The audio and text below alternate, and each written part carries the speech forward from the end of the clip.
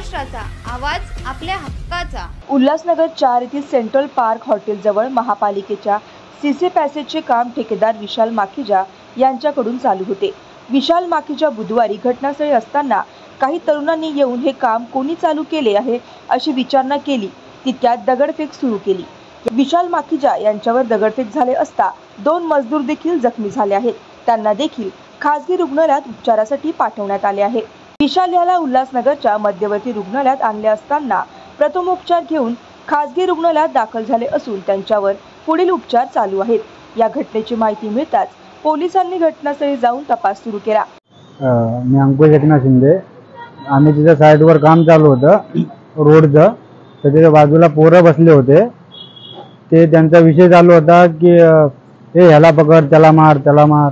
तर तिथं शेठ उभे होते आमचे, तर त्यांना बघून ते बोलले की हा कोण आहे शेठ, पैसे घ्यायच्याकडनं हे करा। ते डायरेक्ट त्याच्याकडे गेले आणि त्या डायरेक्ट मारायला चालू केलं। काय शेठचं नाव का तुमचं? विशाल माखीजा। आणि कसलं तुम्ही काम आणि पैशाची मागणी वगैरे केली शेठकडं।